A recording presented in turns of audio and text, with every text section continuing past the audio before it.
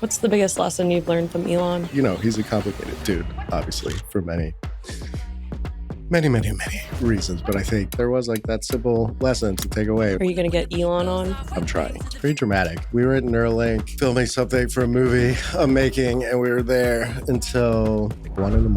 And then he went straight from there back to SAI. And then I had a friend who had a meeting with him at like 4 a.m. And I just figured he lives life constantly like that, plus the flying. Why do you think people think he's evil? Well, I mean, he is quite polarizing.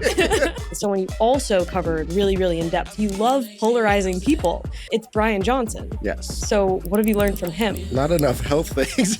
How much radiation have you been exposed to? What were the biggest sources? I'm going to grab a drink super Okay. quick. Oh no, I just scared Ashlee Vance.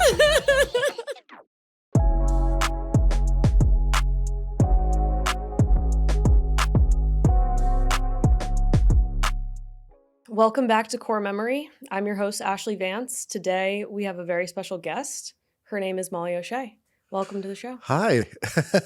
This is the first time it's like the name works. I'm happy. I love your show. Mm-hmm. It's probably the best podcast except for mine. What's yours? Well, Sourcery. Oh, you recently You don't know my show?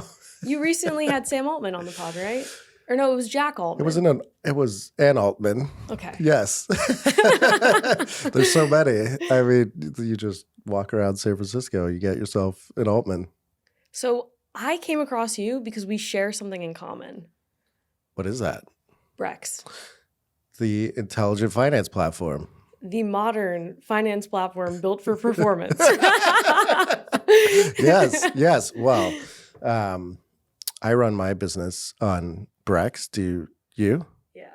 Yeah. I mean, it's just the right thing to do. I'm trying to get up to about $100 billion in annual card spend. That's my goal.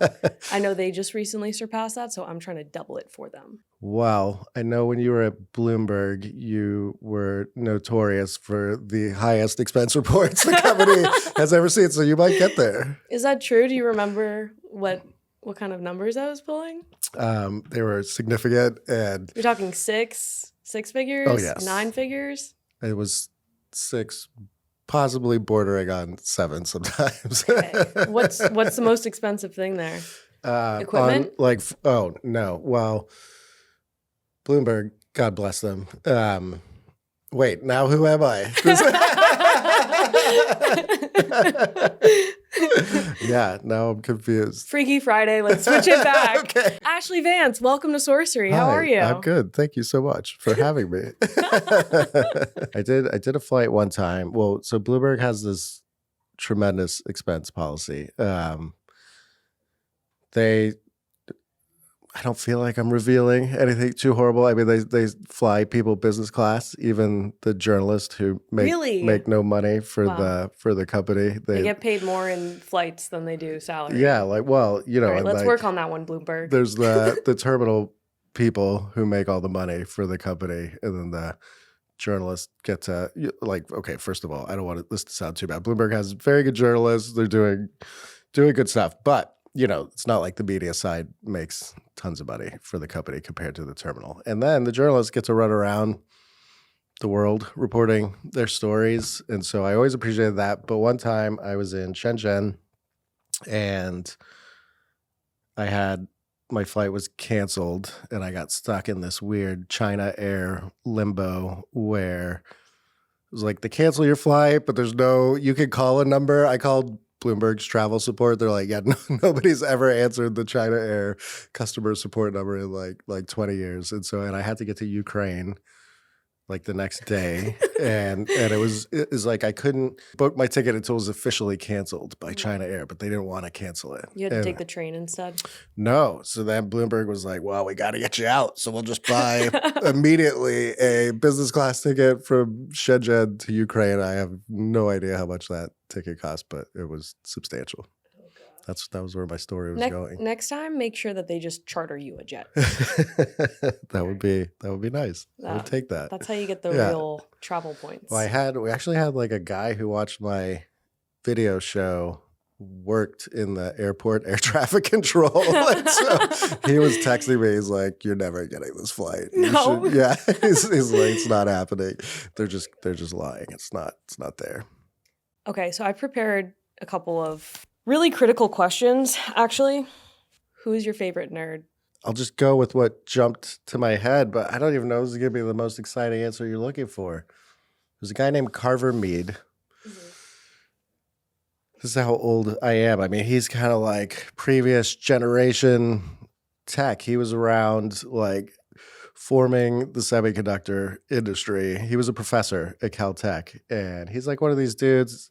People say he's got ideas as big as Einstein and things like this, and he coined, I'm pretty sure he's the one who coined the phrase Moore's Law when he was hanging out with Gordon Moore. And he was just always my favorite guy to talk to. I mean, he had sort of this, he was from California, but he had like almost like a Southern, like foghorn leghorn sort of voice to the way he would talk. And I remember I went with him to dinner to the Village Pub. It's this fancy restaurant in Silicon Valley. And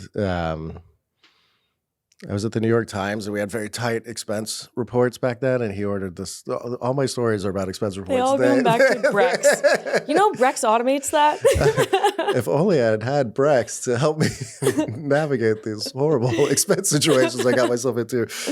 Yeah, he ordered like it's like a $1,500 Paul Meyer bottle of wine and all this. And anyway, we just sit there talking semiconductors. He's like this Southern gentleman. I like him a lot. Was it my favorite nerd? There was a guy. His name is Danila, or Danil. He's in Moscow, and you know how there's like the cryonics, the freezing your head situation? And they have like, I think it's called Alcor in the United States that does this in Arizona. Well, this dude was like the Russian knockoff cheap version of cryonics, and we went to like the Moscow suburbs, and this dude was like a full-on transhumanist cult leader in Moscow, and we're driving out for a couple hours to the edge of Moscow. We get to like, it's like a suburban neighborhood, but it's almost like rural. It's just like tiny houses with like shacks in the back, and we get there, and he's got full-on heads in these. What? Like Home Depot style. You went to like a freezer with heads in it? Yeah, there were like parakeets, dogs, cats, and then human heads in there, a chinchilla. Oh my God. But I love this dude. He was wild. He was really weird. And he had like a cult, and like people would be at his lab, and they would like cut their wrist and put their Russian subway, like their little tap and go sort of RFID thing under their skin. And he was a character. Yeah, he's one of my favorites. And he's not in jail for that? No, you can do stuff in not, Russia. That's okay. cool. Yeah. Oh, I got it. Okay. No laws. It's all good. All good. Sourcery is brought to you by Brex, the financial stack trusted by more than 30,000 companies, including 1 in 3 venture-backed startups in the US. Nearly 40% of startups fail because they run out of cash. Brex is literally built to help founders avoid that. Unlike traditional banks that let your money sit idle, chipping away at it with fees, Brex is designed to help you spend smarter and move faster. Their all-in-one solution combines checking, treasury, and FDIC protection into one powerful account. You can send and receive money globally at lightning speeds, get 20 times the standard FDIC coverage through their partner banks, and even high yield from day one. With same-day and even same-hour liquidity, access your funds anytime. Companies like Scale AI, DoorDash, ServiceTitan, Hims, Anthropic, Flexport, Robinhood, and Plaid trust and use Brex. Start today at brex.com/sorcery. That's BREX.com/sorcery. In terms of core memory, who have been some of your favorite guests? Palmer Luckey was a good one. He kind of like helped rev up the show, I think. Bryan Johnson is always a favorite of mine. Great episode. Yes. Great episode. He was fun to interview. And then, Palmer was very good because he was in fine form. He was relaxed, and he was just chatting away. I think those two. Priscilla Chan was really cool. She was like, hasn't done a ton of interviews, and she was paying attention to what we were doing around science and everything, and was cool enough to kind of come on the show. I'm trying. You know, Elon's always super short on, I don't know. Well, Elon's super short on text. Yeah. I've seen his tweets. Yeah. You ask like these big, complicated questions that he's either like, sure or no. And then we had a day. He was going to come in to the studio, sit where I'm sitting now. And then he kind of flaked. And so we'll see. We'll get him. Maybe you can interview him on one of his flights. On a flight? Yeah. On the plane? I feel like he's on a plane more than he is on ground. I wonder what percentage of his year is spent in the air versus on land. It's pretty dramatic. And then like he has I figure he has like no time zone, anything, you know. We were at Neuralink filming something for a movie I'm making, and we were there until like 1 a.m. And then he went straight from there back to XAI. And then I had a friend who had a meeting with him at like 4 a.m., I think. And I just figure he lives life constantly like that, plus the flying. In today's high-speed business world, staying ahead means using the smartest tools possible, including the powerful capabilities of artificial intelligence. Meet Turing Intelligence. Turing builds customizable AI systems designed to solve your mission-critical challenges, no matter your industry. From expert guidance to tailored projects, Turing helps top companies realize AI that's more capable, more adaptable, and more effective. With Turing, discover how AI can accelerate your business growth. To learn more, visit turing.com/sorcery, spelt SOURCERY. That's turing.com/sorcery. What's the biggest lesson you've learned from Elon? We have a super complicated relationship. I'd say when I was doing the book, sort of like this persistence thing. It sounds like simplistic, and then I don't even know if everybody should live like this, but it was like he's just very good at prioritizing the things that really matter to him. I think when I was doing the book on him, I started to like marinate in the way he goes about life, and I was like, oh, there's all these things I'm chasing all the time, but some of them don't really matter, and you should just put like most of your energy into the stuff you really think is gonna matter. And so, you know, he's a complicated dude, obviously, for many reasons. But I think I do think there was like that simple lesson to take away. It was just to be a bit more focused, and like if you actually care about something, to like go after it. He's like, there's like persistent, and then I just don't think most people understand. You know, I mean, that's like when I think about the difference between SpaceX and something like Blue Origin that started about the same time. You know, I think Blue Origin's like coming on now, but they've had 20 years where SpaceX has just been lapping them. It's like taken over the entire rocket business. And I mean, he built a data center in 19 days. Right. That's insane. And, you know, like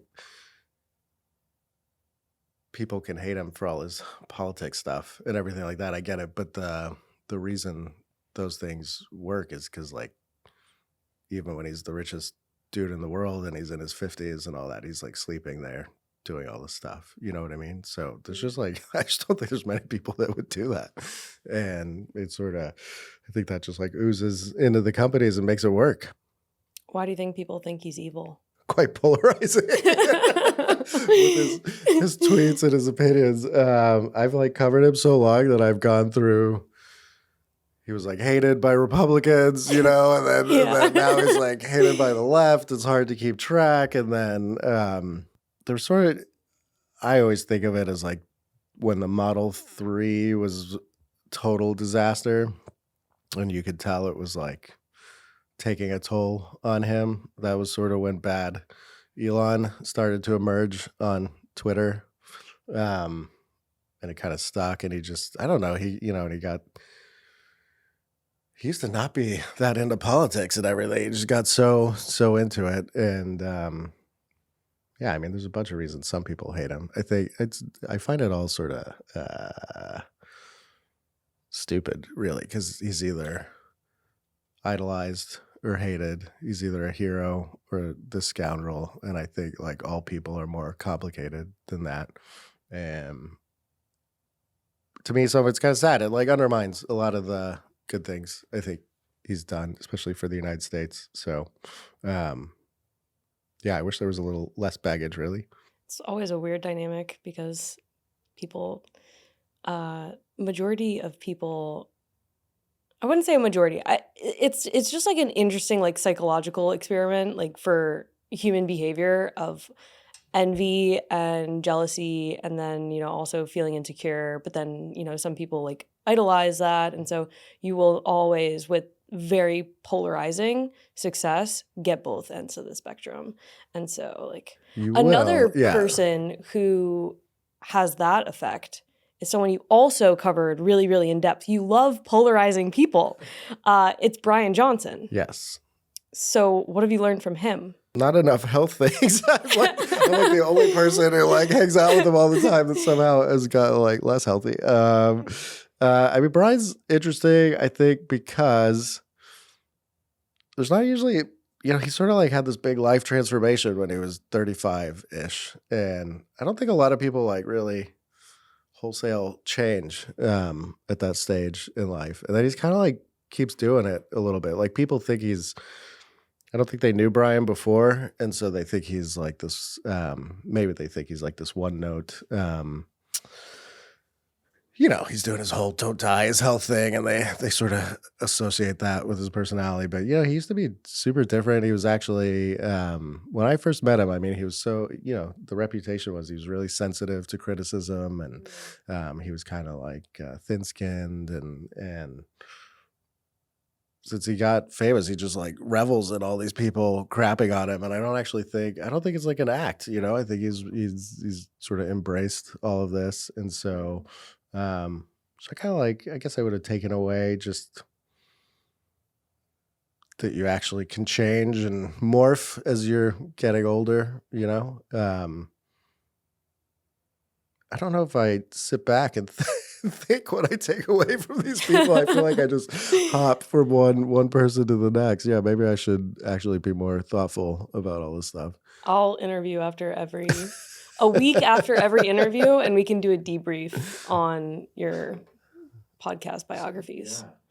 Yeah, I haven't actually. I've never kind of like fully thought about that. Yeah, I do know when I was filming the documentary. I mean, for sure, on Bryan. It was great. Thank you. So good. You're super nice. We did that with Chris Smith, who's this great documentarian. I mean, he and I both had the same. I've seen this happen with like everyone who hangs out with Bryan, which is like it really does rub off on people. And Chris is sort of like he's a maniac. I mean, he's filming. Like, oh my God, it's past 11 a.m. I can't eat another piece of food. Yeah. But like Chris is kind of like, he's wired like an Elon or a Bryan. He's filming 5 or 6 movies at the same time, and he's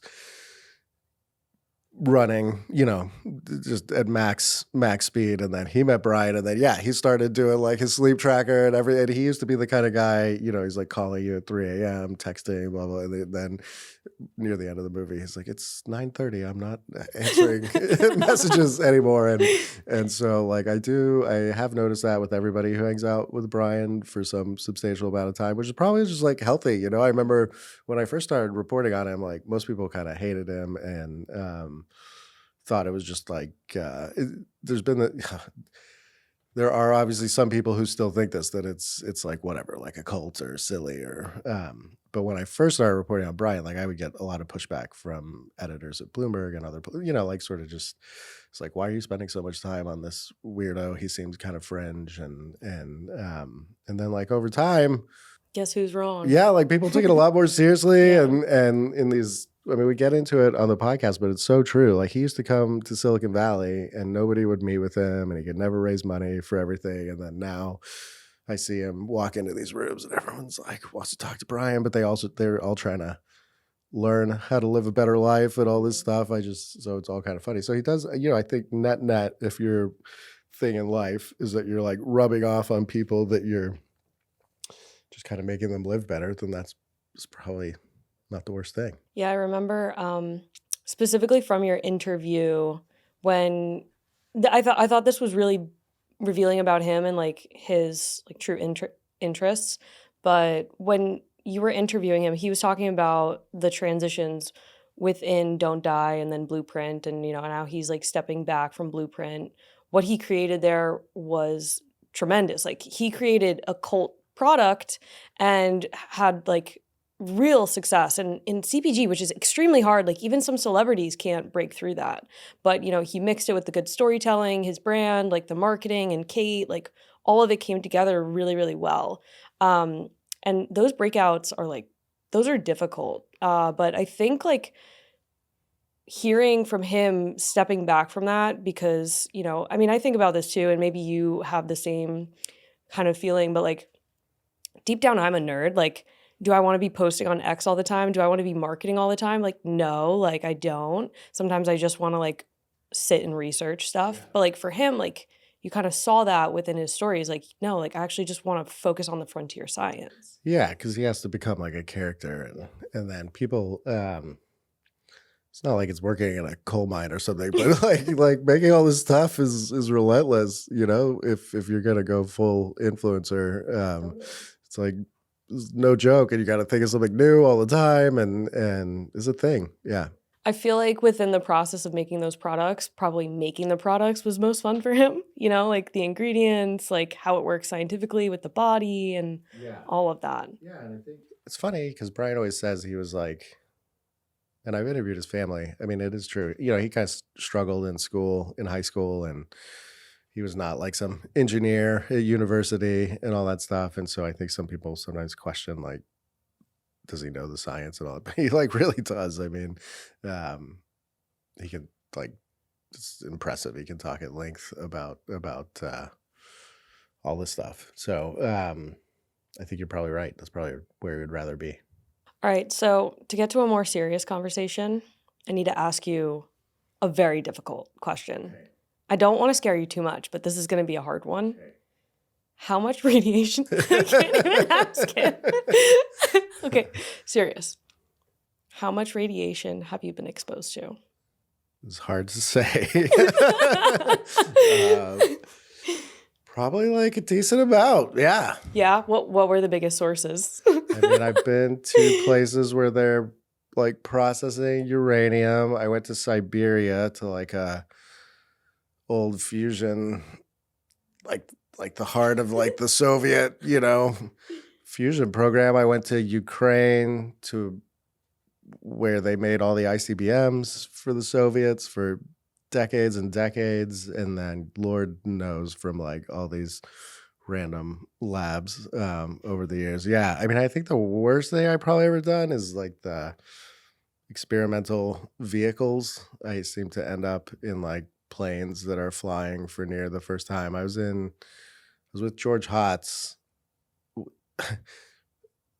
If people remember, George Hotz built like a self-driving car on his own in like a month. And I just called him randomly one day just to see what he was up to. And he's like, "Oh, I'm so glad you called. I just built a self-driving car in my garage in the last month by myself." And I was like, "Oh, that sounds like a story. Let's come like film that." And he's like, "Okay, yeah, that'd be great." And then we show up with my film crew and everything, and I'm doing like a written story. And then we go out on the freeway with George in his car. And then we're going along, and he had like, like ripped out the whole console. It was like a video. It was just running, like streaming Linux from a command line interface through the dashboard. And he had put like a video game joystick as like the thing to launch in a self-driving mode. And so he like grabs the joystick and he puts it in self-driving. We're like on the 280 freeway, and it's like kind of hugging the lanes like pretty aggressively, and I was like, this is incredible. What was it like the first time you got this to work? He's like, this is the first time. And you're like, okay. Yeah. So I think those things are maybe worse than the radiation. Okay. I hope you never get into the Titanic. What was it called? The Titan Explorer submersible thing. Yeah. Oh my gosh.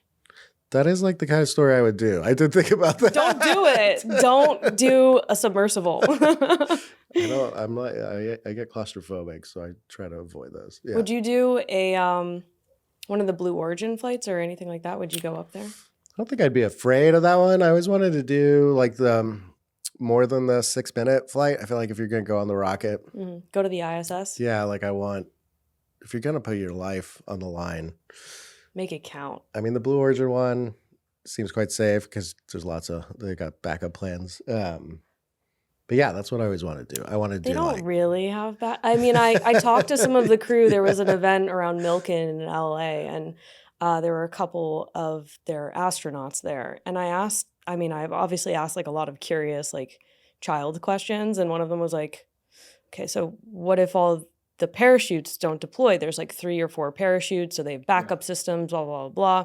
Okay, so if like none of them deploy, there's an emergency hatch. You get launched out of the top. Guess what? You're hitting 12 Gs. What happens to your body when you hit 12 Gs? You become a noodle. Yeah. Your brain flattens. Like you probably won't even survive that. So like, what's really I don't know. But yeah, that's how I thought about it. I was like, now you're changing my mind. There are some edge cases here. Yeah. No, but yeah, I just always wanted to do like the week. You should do it. I would like to, I think. Yeah, I would do that, especially on a SpaceX rocket. Mm-hmm. They need to put like Amon's in Leo. You know Amon, the hotel? Oh, yes. Yeah. They sponsored Novak Djokovic. I saw. Really? Yeah. He was playing last night, and I started Googling it. Yeah. Oh, there you go. It worked. It worked. Amon, if you want to sponsor Sourcery, reach out. We have a very high value audience. It did work. Mm-hmm. Yeah. So as we shift, quantum and fusion, they're pretty much in like the same leg race. They've been around for a while, but it hasn't had its inflection moment. Yeah. How do you think about those two pacings? Like, what do you think about those conceptually? I think you're right. Similar buckets, right? Yeah. All this promise. I feel like I've been covering quantum computing for so very long. It's always hard to tell.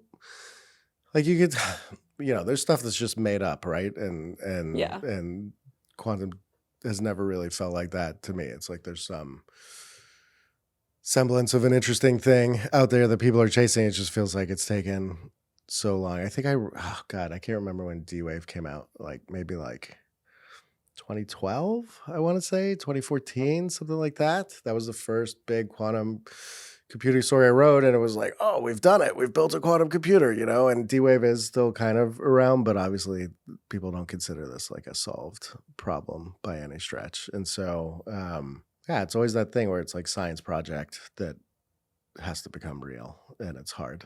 And so, yeah, I kind of think of them. They're probably like the two areas where I feel the least comfortable trying to tell what's real from what's not real, because everybody's raised a ton of money and it seems like serious people that are doing it, and they're smart people. And then you just can't tell if they've all convinced them. You can't tell like who's shady versus who's super smart, but have kind of like convinced themselves that their life's pursuit science project is probably like realer than it actually is. Yeah. We should get a lie detector test on all of them. That's the thing, though. I think they'd probably pass. They've already convinced themselves. That would be amazing, though. If you had, it would be so good. Like the CEOs line up, of all the quantum companies. And then when they all have different approaches. It's kind of like it's vaguely like in the fusion area, and then they just talk so convincingly about why theirs is right and the other one's wrong and is never going to work, and then you have to be like a quantum physicist to even begin to try to have some like assessment of all this, Mm-hmm. So yeah, no, it's really hard. It's like sort of like areas I prefer not to cover. So what's next for core memory? For core memory? Oh, so much stuff. We're just got the podcast going. Love to do like kind of a mix of well-known people and then people who are a little more off the beaten path. I just like to go down rabbit holes with folks, and where you get to learn about something like quantum computing or some crazy biotech thing, whatever. Keeping heads in freezers. Yes, yeah, exactly. Those are my kind of people. And then we got a video series on YouTube, which is awesome, and we have more and more and more things coming. I love the YouTube. The YouTube's my favorite. Thank you. We have these big kind kind of like hour-long episodes coming. We shot a big episode in Tennessee. We shot a big episode in Detroit. We're heading off to Boston, Washington State, all kinds of fun stuff. So, and then we've got, that is where I would send people to go check out what we're doing. Check out Core Memory. You did a great job. This was all improv. Okay. Ashlee Vance, thank you for coming on Sourcery. Thank you. It was nice. I'm in the guest chair. I like it. Hey, it's Molly. If you enjoy our interviews, check out our newsletter, sourcery.vc, where we deliver a once-a-week top deals and tech headlines email, and also go deeper on our podcast interviews. Subscribe to Sourcery today. And don't forget to subscribe to the podcast on YouTube, Spotify, Apple, or wherever you listen. Link in description to sign up.